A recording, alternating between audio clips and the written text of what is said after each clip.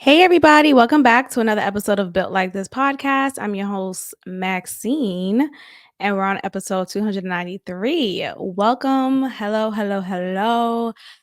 Hi. Hope you all are doing well. Monique. I am not actually surprised about this interview. And didn't I talk about it last episode? I said how I saw a preview of this interview to come or this conversation to come. And here we are. So that wasn't a spoof, that was an actual preview. And we've experienced it. A lot of the things that she said, I am fully aware of because I've listened to her and watched her over the years, and her story has always been consistent. Monique has always been consistent. I love her. I really do. I love her ever since the Parkers. Ever since the Parkers, okay? It goes back for me. I feel like Monique touches a part of my childhood. Like she is a nostalgic figure in my childhood, for real, for real, for real. So I am and have been always standing by her. I support her. I wish her well. Now, let's be honest here, though. I do want to talk about something real quick because it's been rumored that she is on tour or will be on tour with Cat Williams, which is very fitting, right? Considering that they both went on Club Shay Shay and they both let the hammers out. I think they're a great match. It should be good. Monique does typically make me laugh. She does. She does. Don't get me wrong. But I think sometimes with comedians, not every special is a hit. Unfortunately, not every joke is a hit. Not every stand up is a hit. And there'll be some bits in which it's not as funny or entertaining as the other. And it just is what it is. But with that being said, her last special on Netflix, I didn't really care too much about, to be honest. I felt like something about her cussing a lot, and maybe it's the prudish in me, which is so funny, but I just don't like too much cussing when it comes to comedy or just when it comes to communication overall. Like, why is everything you got to say mf'er? It's just not the way I communicate. That doesn't take away from her funny. I think she still is funny and capable of being funny in any capacity. It's just that last special just didn't do it for me. But I've seen her so many great examples of good specials, good work. Like she's a funny lady. That don't ever get that twisted. So anyway, Monique appeared on Club Shay Shay. Shout out to Shannon Sharp. I think his platform is now going to be a platform where you lay out your grievances. I think he has just kind of set that tone, or Cat Williams set that tone for this year. I know Club Shay Shay has been around since last year. I don't know how old this podcast. I know it's fairly recent. It's fairly recent. It's fairly new. So there's that. But I feel like with this podcast, now that Cat Williams has done what he's done, the tone for this podcast for Club Shay Shay is totally gonna be focused on how can I get my shit off. You know, let me go on Club Shay Shay and tell my truth. Skip, who's gonna skip? Um, so that's what I feel like will happen. I just saw a video on X of Maya. Maya, the singer. Y'all know her from, oh my gosh, why can't I think of her songs right now? Hold on. X, that X song. Child, hold up. Maya songs. Well, my love is like, whoa. It's all about me, me, me, cause I'll be moving on. Best of me, best of. She has a lot of hits. She is very talented. She's a great singer, dancer, and as I've been learning for the past couple of weeks now, she is very, and I hate to say the word woke, but I can't think of another word right now, but she's very in tune. Let's say that. She's very in tune with herself. She is someone whose identity is not defined by society, by her fans per se. She defines who she is. She believes in a creator. I don't know if she's like a Christian per se, but it's obvious just from how she communicates. It's obvious that she's someone who really believes that there's a greater picture, there's a greater scheme to everything. And right now is not like, we're not always in this reality type of thing. I think she's very enlightened. I really appreciate how she communicates and how she has a great head on her shoulders. I think that's very admirable. So I came across this video of her. She was being interviewed by Vlad. You know, a lot of people go on Vlad to kind of get their rocks off too. But anyway, in this interview, she is talking about how, what she say? She's talking about how she basically got blackballed. She got blackballed in the industry, and she doesn't give a F. She doesn't give a F about it. She is someone who all of these accolades that we give celebrities, a lot of it gets to people's heads. A lot of it makes people feel like that is their value, that is their worth, and that's that. Yet with Maya, it's clear that her identity is defined by herself, is not defined by her length of career or the relevancy of it all. She has a gift and she has shown us her gift. And I think that is what she finds to be the most precious thing of it all. So I really find that to be very admirable. So I'm going to go ahead and play this quick clip of her talking about the industry and how it's something where you may find yourself having to compromise your morals, and some people are for it and some people are not. How did you stay so guarded within your career? This is what I did. I said, no, I'm good. Thank you. No, thank you. Okay, so sometimes that doesn't translate as far as what you are allowed to have, what you have access to. You will be blackballed. You will be talked about. You will be shitted on. You will be rumored about. But you have to stand strong on what you don't care for. It's not that serious to me, you know, if I have to sell my soul.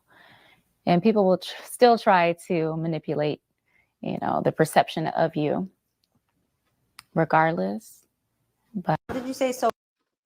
So yes, there you have it. She is someone who is standing on principle and morale and her own identity. I think that is so dope. When I see examples of that, I definitely want to take time to give reverence to such behavior, because we only see, or we typically see, the opposite, right? We see the ones who will do anything to sell their souls, who would compromise their body, their safety, their identity. The list goes on, just to make it, just to have that fame, just to have that Oscar, just to have it, have that, and have that money over and over. Give me more, give me more, give me more. You know, that's the thing about greed. Greed is never ending. You're always going to want more. And you think that when you get this point in your greed goal, you are good. Oh, I'm good. Once I got that, oh, wait, but I want, that looks good. Oh, I want that. Right. So it keeps on going. So just imagine being someone in the industry and you're exposed to different things and different resources, and all you gotta do is let me fuck you from the ass, right? Let me just hit you from behind. Let me just hit you from behind. So anyway, I say all that to say, shout out to Maya for standing 10 toes down in who she is. And let's go ahead and get back to Monique. Now, Monique has made definitely interesting comments throughout this interview or this conversation, I should say, with Club Shay Shay or Shannon Sharp.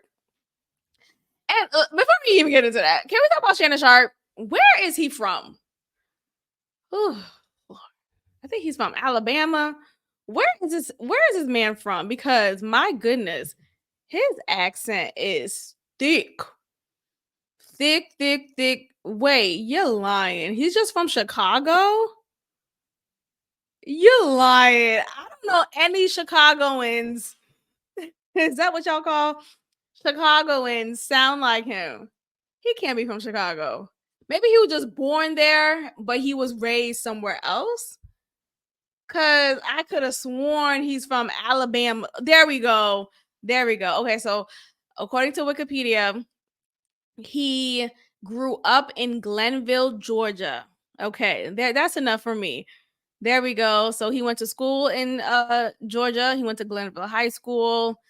He said, as a quote, that we were so poor, a robber once broke into our house and ended up robbing the and we ended up robbing the robber. That's too funny. Yeah, so he's from Georgia. Okay, there we have it. About to say Chicago. Google got it wrong. They got to update that. That's weird. I don't know why they said that. But anyway, so he is from Georgia and he has a thick ass accent. Do you hear me? Whoo, Lord.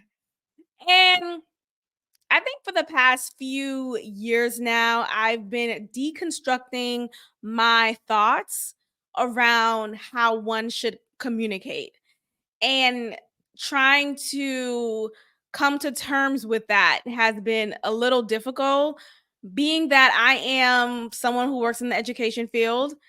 I am someone who has a degree in English literature, and I have a love that I've developed or just naturally have for the English language or just communication, really using the English language. Like, I love grammar and like corny stuff like that. I love stuff like that. I love it. It has been an interesting time trying to come to terms with the fact that you don't have to speak one way to be right. Like, who are we to say, oh, if you don't speak with this type of articulation, then you're unintelligent or you're just incapable of moving forward in your life because you don't speak in a particular way. So that's something that I'm still working on. I know I just literally just joked about, come on, skip. It's a joke. It's a joke. But he still obviously is successful. He obviously does know how to communicate well enough, at least, to have a podcast in which he's having conversations. And prior to him having his own platform, he was a co-host. So he's been having conversations and communicating with people for quite some time within his career. So anyway, I say all this to say, I'm noticing a trend. It's not just me who's doing this, but I'm noticing some people are now deconstructing what it looks like to communicate intelligently or communicate in a way that is acceptable in our society. Because who's to say, oh, someone with a fat tongue, because I think that's what Shannon Sharp has. I think he has a fat tongue. And that's okay. I mean, he has children, so I'm sure that fat tongue was effective during that process, okay? But anyway, it really is interesting. It's really, I just like, when you just pay attention to people, you just get to know them or just observe them and how they speak, how they behave, and just how they communicate overall. The way he communicates is just so fascinating to me. Like, when he was talking to Monique, he was yelling. You notice that? But he wasn't trying to be aggressive or anything. I didn't take it as being aggressive. I just take it as he was someone who, I think it takes a lot to get a sentence out. So like he uses his jaw a lot. Like he'll do that, and you can see the veins in his neck pop out more. Like he's very intense when he speaks, and it's like, nigga, calm down. But again, I mean, who am I to tell you to calm down or to speak a certain way? Yes, I have my educational background and, you know, my professional background, but nonetheless, I think we are slowly but surely moving into a space in our society in which we're accepting different types of speech. Now, I do have a stutter myself, but I think there's varying degrees of stuttering. You know, if your stutter is so bad, like I remember growing up, I learned about James Earl Jones and how he wasn't always this great orator as we know him today and as we've known him for quite some time.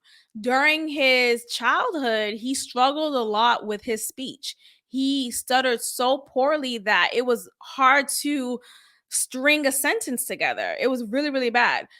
And I think eventually I think he got some classes and was very intentional about getting rid of that stutter. So much so that you can't even tell that this man ever struggled with a stutter. Is James Earl Jones still alive? James Earl. Wasn't he in Star Wars? Oh, wow, he is still here. God bless him. 93 years old. He actually looks good.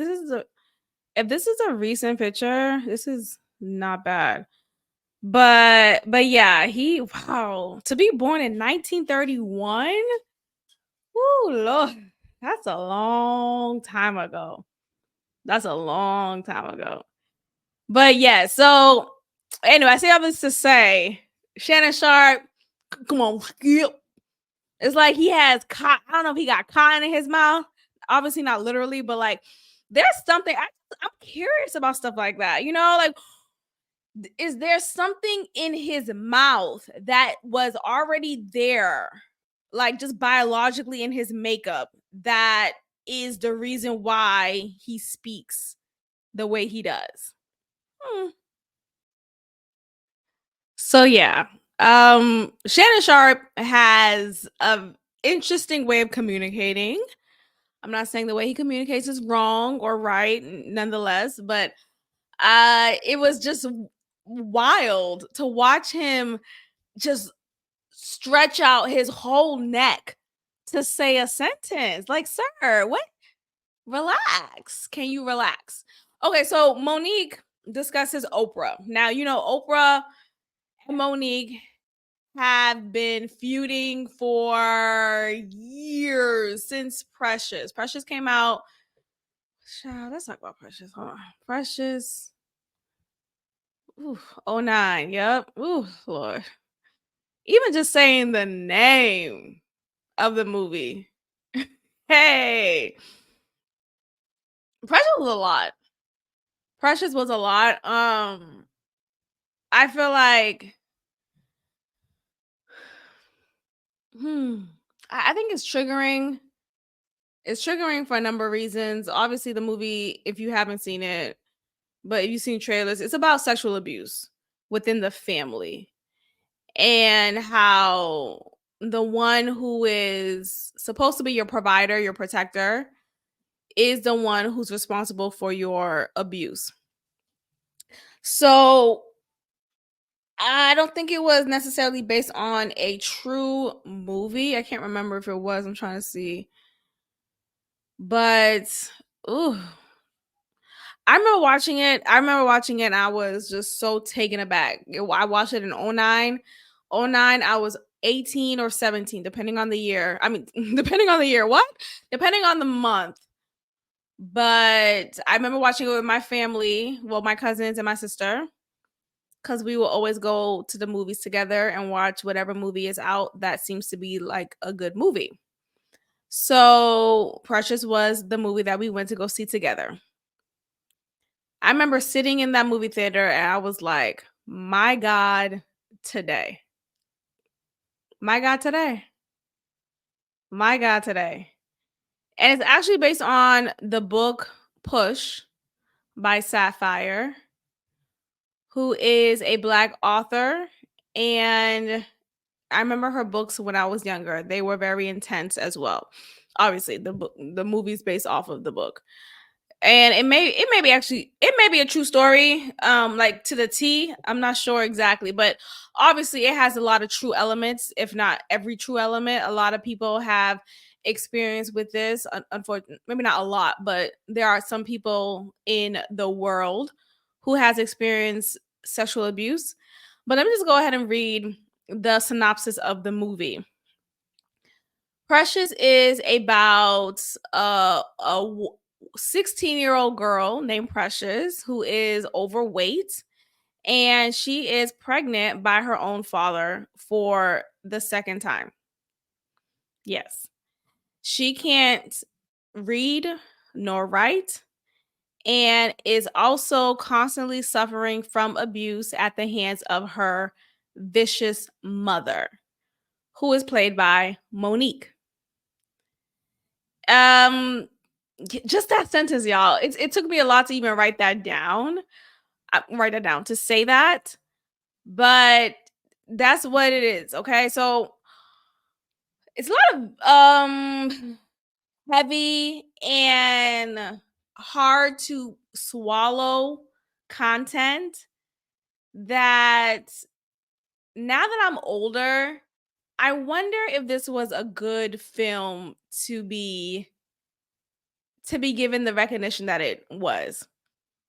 Now, granted, sure, awareness. You are now being aware of abuse and what to look out for and how to help. And it does become a success story ultimately because, spoiler alert, she does learn eventually how to read and write, and she does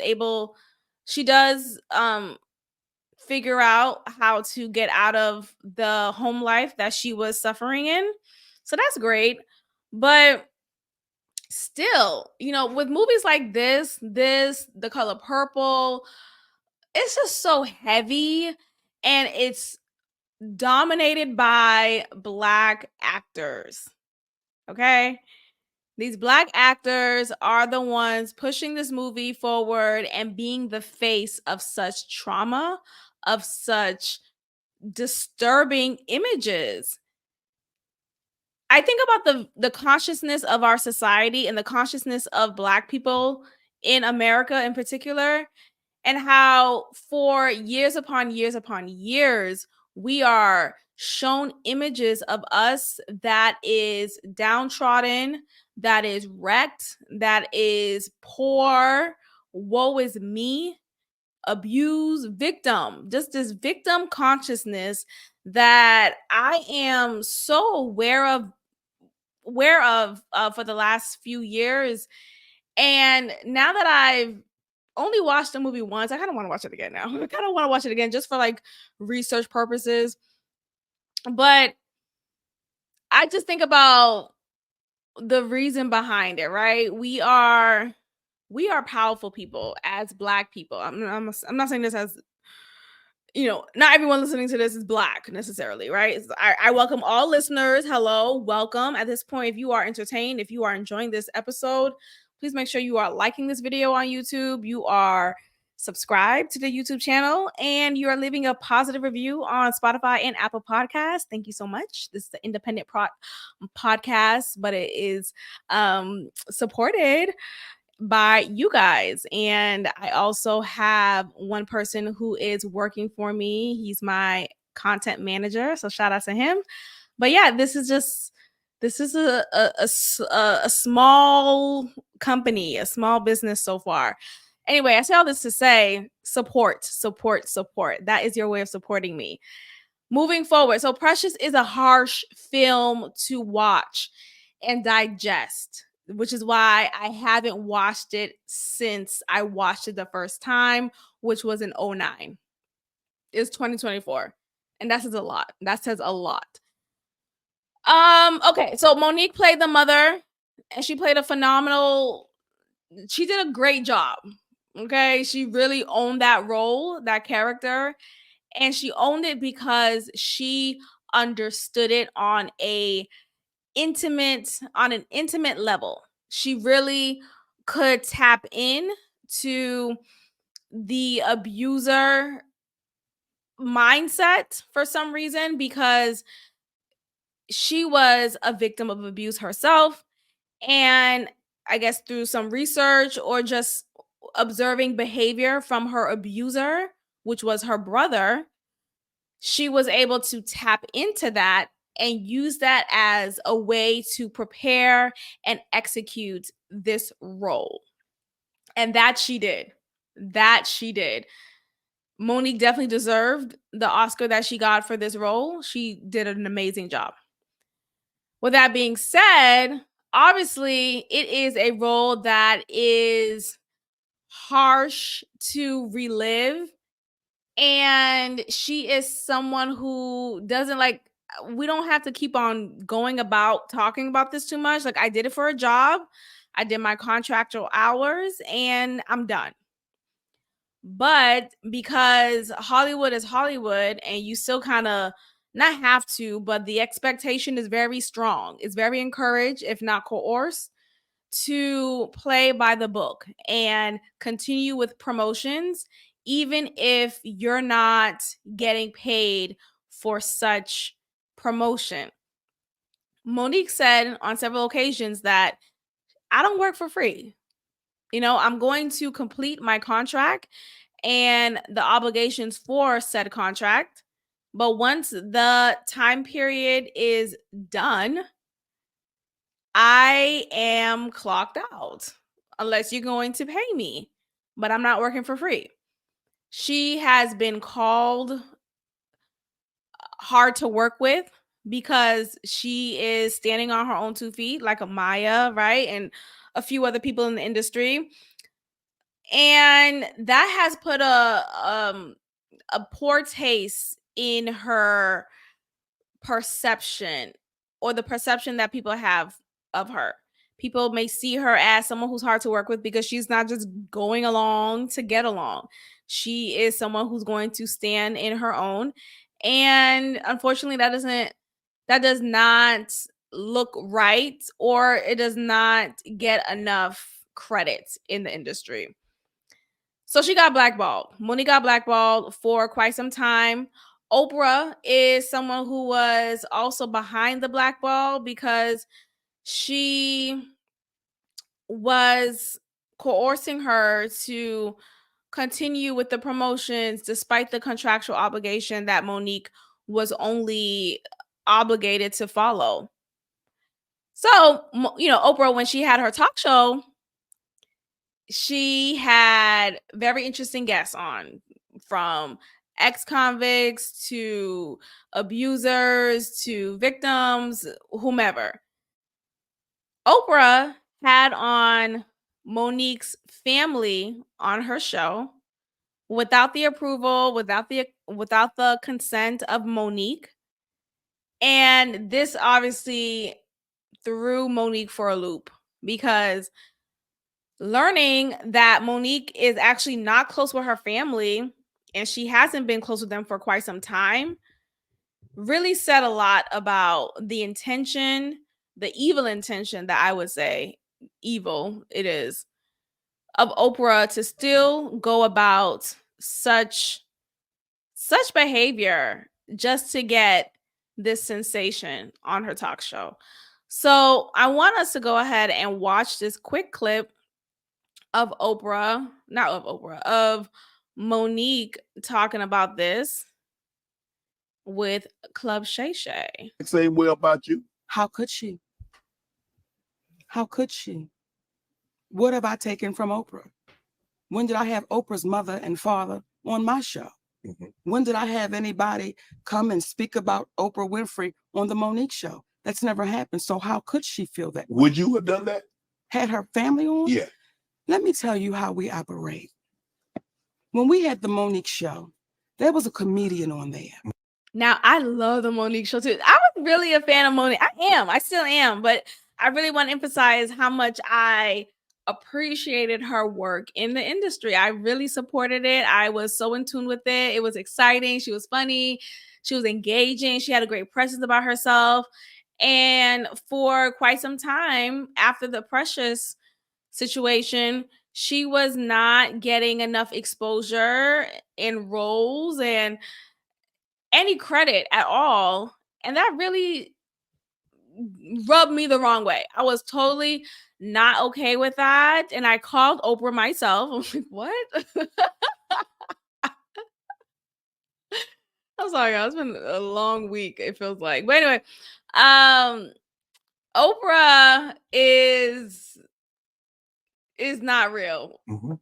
And he was trying to joke T.I.'s wife, Tiny. My husband walked out in the middle of his set. He said, cut. He said, brother, we don't do that here. We uplift our folks. Mhm. We don't play that. So no, I would not have done that. When Oprah Winfrey had my family, and I'll tell y'all, and I'm looking around, baby, because there are people here. Yes. Okay, and I don't Yeah. want to be rude to the people at Shay Shay's club. You got other people in the club, Mhm. right?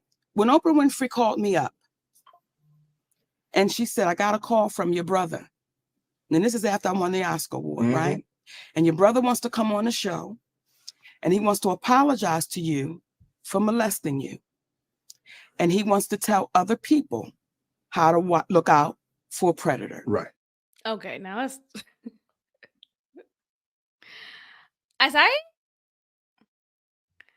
I'm sorry, what? Did you hear that? So Oprah said Monique's brother wants to come on Oprah's show and apologize for molesting Monique. And he wants to give tips on what to look out for of a molester.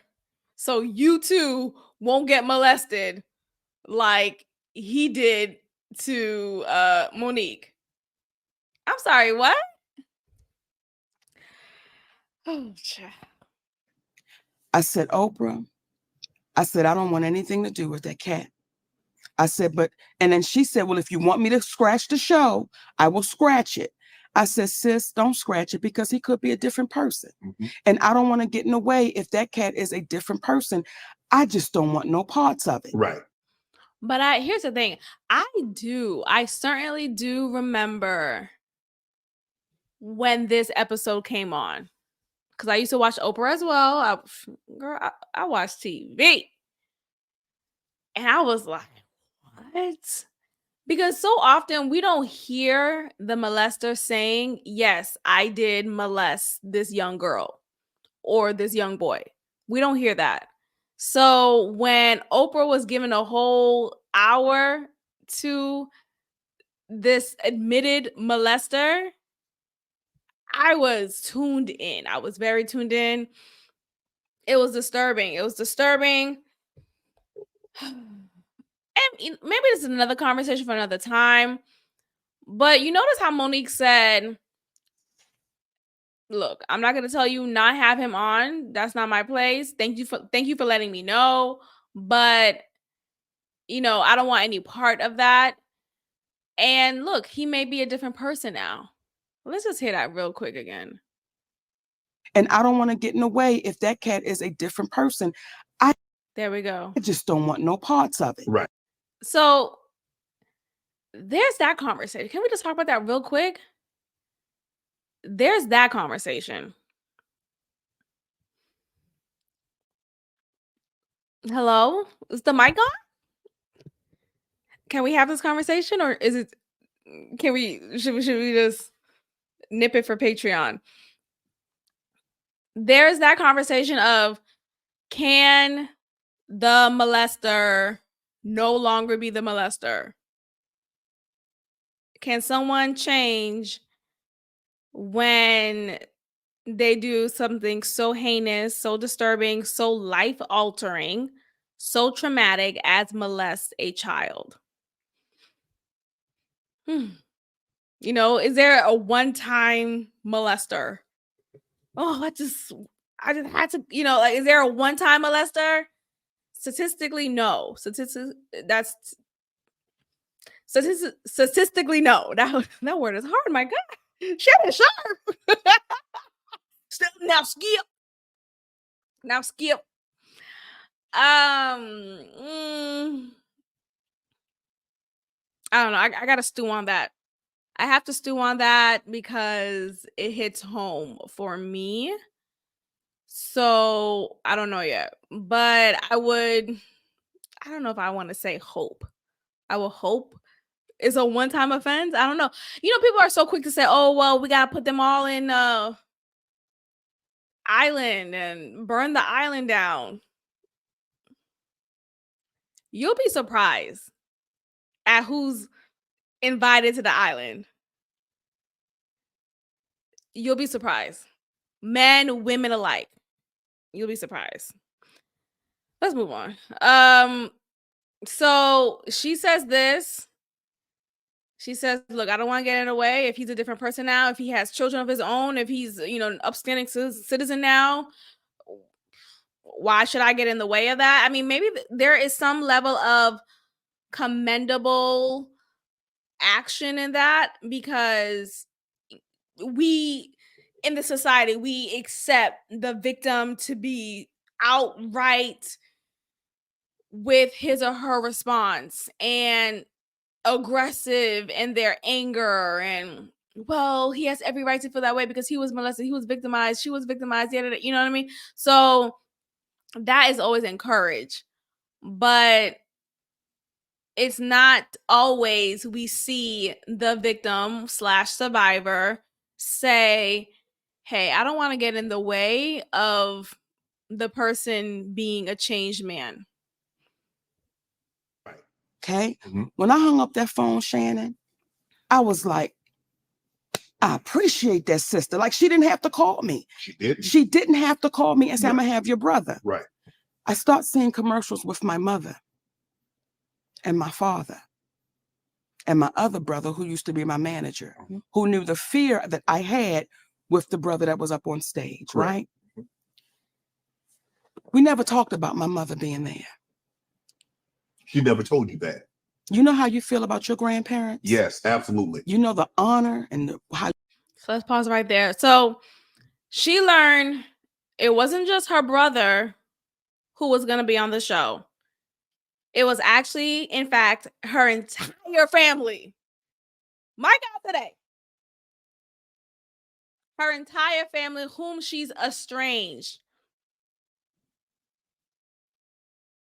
She is not close with her family. Her mother, her father, her other siblings. I guess maybe just that one brother whom was her manager. But other than that, she was not close with anyone else.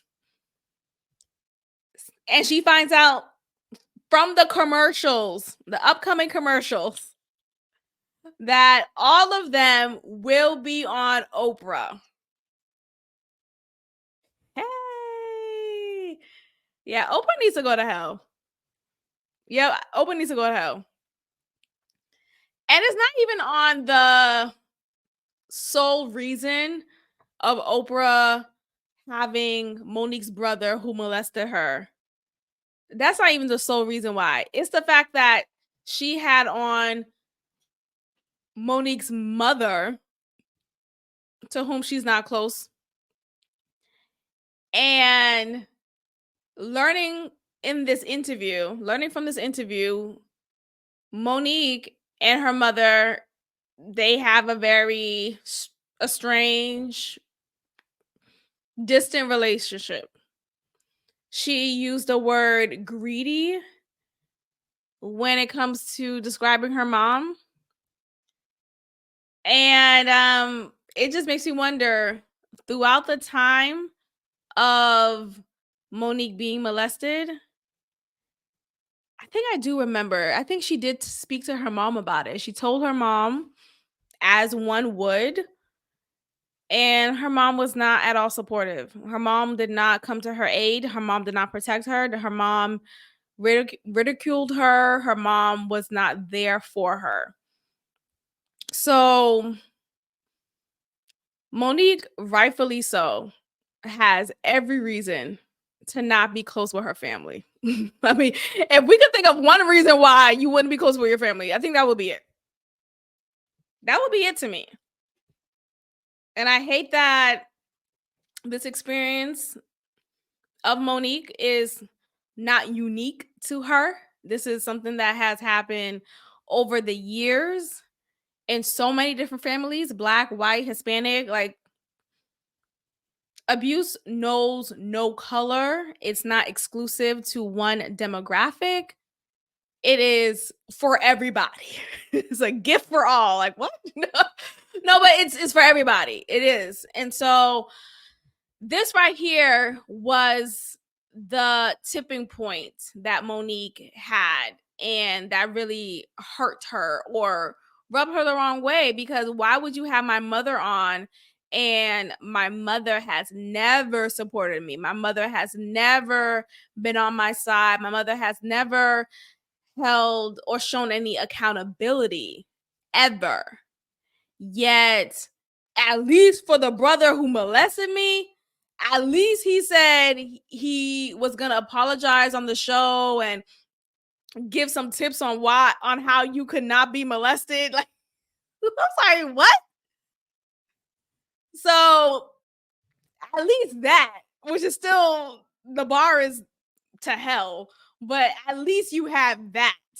But to have on the mother who was always a hater, was always unsupportive, was always a victim blamer to Monique, to have her on the show, that was enough. That was enough. So that really rubbed Monique the wrong way. Rightfully so, understandably so. And let's just hear what else we got to You say. speak about them. Mm-hmm. Imagine you then seeing your granddaddy and your grandmama on a show, and they're talking about somebody that violated you, and that woman didn't tell you that they were going to be there. How would you feel? I would feel like you felt betrayed. That is exactly how I felt and how I feel. And it's not, oh, I'm in a, no, I understand it. But you betrayed me, sister. And I'm not the only one. Because at the time when she called you, she You already said, we got at down when she goes. Come on, Skip. Come on, Skip. I'm joking in love. You know, I'm saying this in love. You know, it's funny. It's funny. It's a joke. It's a joke. Anyway, so there we have it. Monique still has it up for Oprah. It's on site. Until Oprah could stand on the fact that, hey, maybe that was a shitty ass move I did, and I apologize, maybe Monique will let it go. Not maybe, I think she would let it go, because we actually see recently that Charlemagne the God came forward and said he was wrong. So remember the time when Monique was she was in the running for being on Netflix, and she was going to be, well, she was given a special and they gave her the contract for it, and she's looking at the salary or the pay for it, and she's like, let me just do my investigation before I sign this off. And she noticed that her white counterparts are getting 26% more than she is. Yet Monique said the Netflix execs were describing her as a legend. We would love to have you on, you know, praising her, but you're paying me less than this white comedian who y'all didn't describe as a legend as you are me. That's a problem. So Monique went on her campaign to boycott Netflix, and this was a debate for quite some time on social media.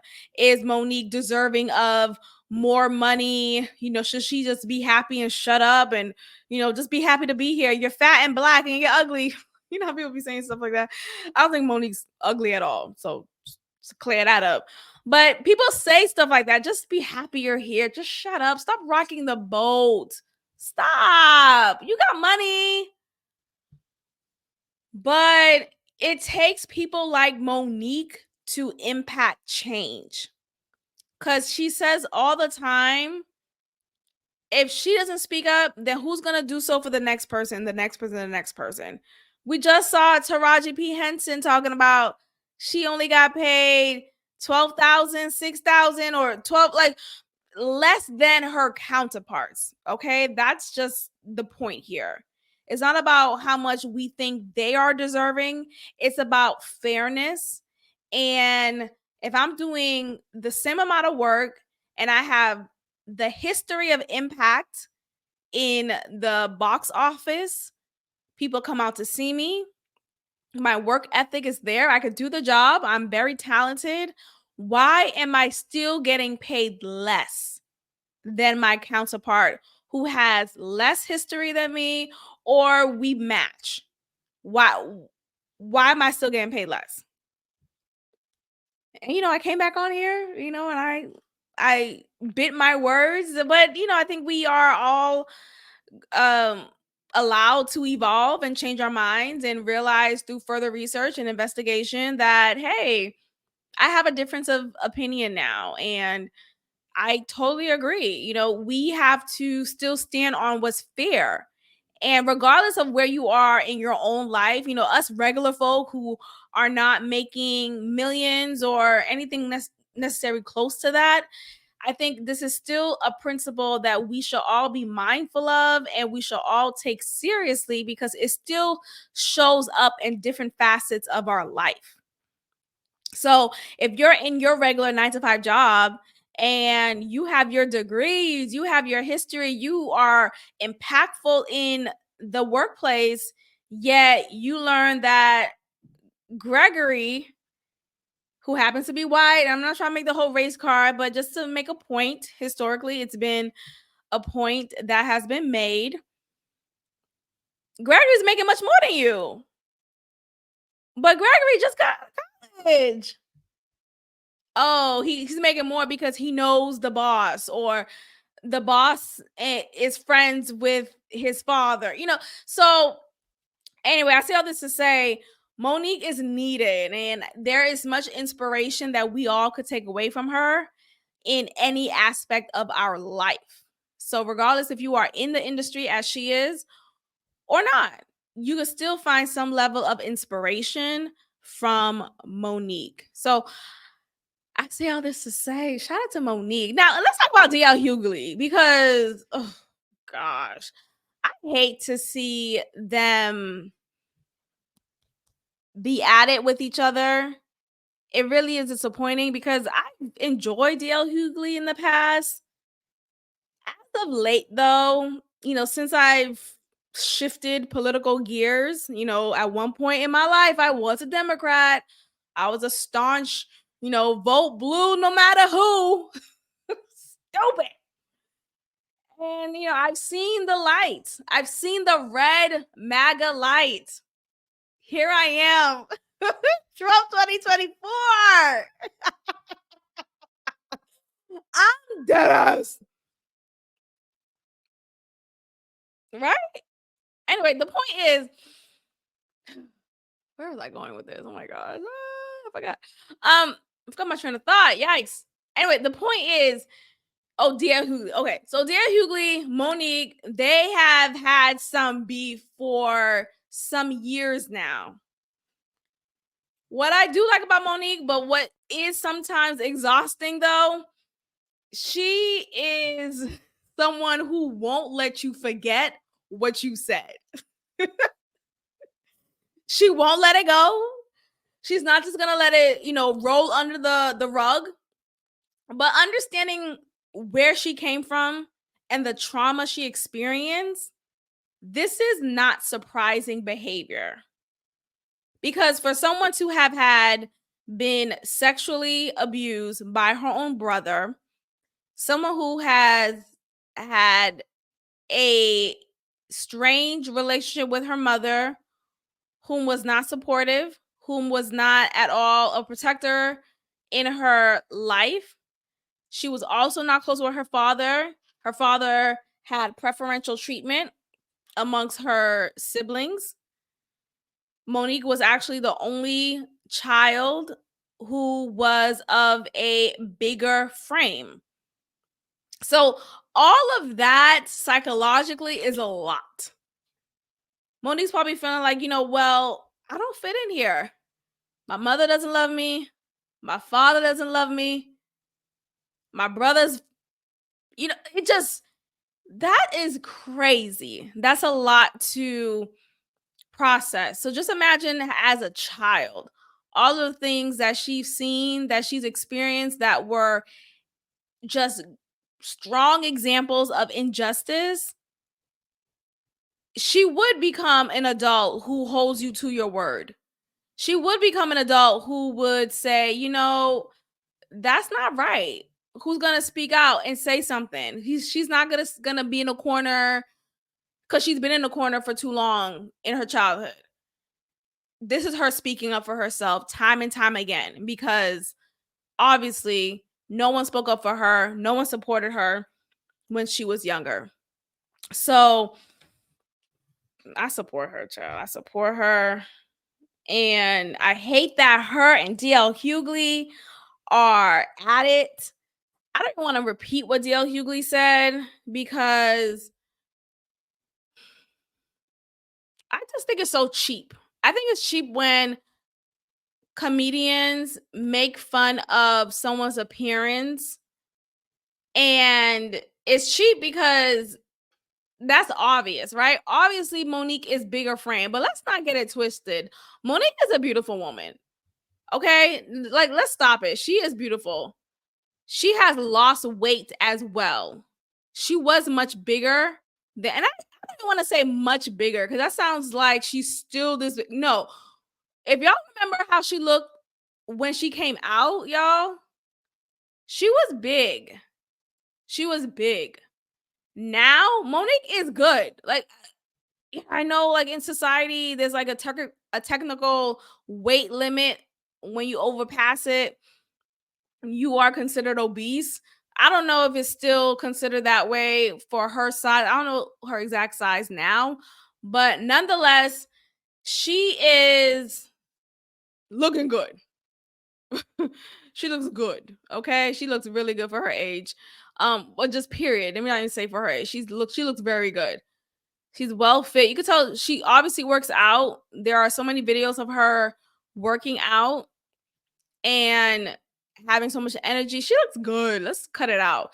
So sure, she's not ever gonna be this like pinky frame type of woman, because that's not how not everyone's supposed to look the same. I know we're living in this cookie cutter society in which everyone has the same BBLs, everyone got the same pigeon legs. I'm sorry, that's not how we were designed. That's not how God built us. It's not. So anyway, Monique looks good. DL Hughley decided to respond to something that Monique said on Club Shay Shay's podcast, and she talked about a time when she was on DL's show, which no longer is a show. I remember watching that show too. Yes, I watch a lot of I watch TV. I already know what show you're watching because I watched it. Like, that's how much I watch TV. She was on a show and she's married to her husband. His name is Sidney Hicks. He is someone who may not instantly give this strong or this straight masculine figure, I think, which is unfortunate, but I don't really think he's gay. I don't know. But I don't think he's gay. But the point is, he is quick to receive soft jokes. You see what I'm saying? You get what I'm going with this? Anyway, so she got a question while she was on the show. The question was, would you be okay if your husband had sex with Lee Daniels without a condom? No, with a condom, or had sex with Corinne Steffens without a condom? If y'all don't, what kind of, like, it's just so silly. Like, it's silly, it's dumb, and it's lowbrow. There's a lot of cheap podcasts out here, and by cheap I mean the way the conversation is being had, there's a lack of intellect. So I would expect this question for a conversation or for a podcast like that. But for DL Hughley to be someone who is very articulate, he communicates his points very cleverly. For him to be, he wasn't on the show, actually. He was absent. So that was still strange. Why would Monique be there without DL there? Anyway,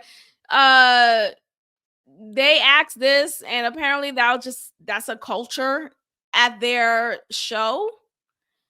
So Monique was offended, rightfully so. And you know what's funny about her? She's very sensitive. And it's funny in an ironic way. That's what I mean by funny. It's funny because she's a comedian, you know. Period. She's a comedian, and you would think a comedian would be someone who can handle a joke or who could let it roll off her shoulder. No, my sweet baby. Seriously, no, that is not the case with her. She is someone who would allow herself to feel hurt. She's not going to laugh it off just to laugh it off and make things comfortable. No, it's something that she would still feel hurt about, and that's understandable. So she was hurt by it. Well, she was offended by it. She ended up calling DL and was like, "This is what your cast is asking me. Like, what's this about?" And he's like, "Yeah, this is my show. This is how it is. It's not a big deal." Like, he was basically dismissing her feelings, and that didn't go over too well. She said, "This better not air on TV." She got her lawyers to send a cease and desist. Cease and desist, yes. And it never was shown. I've not seen any footage of that show, of that episode. So it was truly cut off. Since then, Monique and DL Hughley have not been friends. Okay, so he gets on his phone with his gray ass long beard, looking like the KFC guy, Colonel, and he's saying how, you know, if your own family doesn't love you, then something's wrong with you. How come I never see you with your family? How come I never see? And he's saying that in the sense of not only her family that she was born in, but her family that she gave birth to. And I feel like, nigga, shut the fuck up. First of all, aren't you known for not believing your daughter when she came forward and said, "Hey, so-and-so molested me"? Yeah. Who was a friend of DL Hughley, and he said himself that he didn't want to even say that. I really do. But I think at some point there needs to be a level of accountability. Just say, "Hey, I'm sorry. I didn't mean for you to be offended by this joke that was said to you on my show in my absence. Please accept my apology. Let's move on." Why does it have to be this like you're too grown. You're a whole man, and you're speaking in a way that's just so lazy and cheap. He then talks about her weight as if she is still this obese woman. And again, like I said, when she came out initially in her career, she was bigger. But her size now, she looks good. She looks really good. She lost a lot of weight. She's clearly healthy. I could make that assessment. She's healthy. She's good. She's good. Shout out to Wendy Williams. She's not good. Oh, Lord. Bless her. Bless her, God. Bless her. All right, you guys, I'm going to end it here. Thanks so much for listening. Make sure you are liking this video on YouTube. You have shared it with a friend. You are leaving a positive review.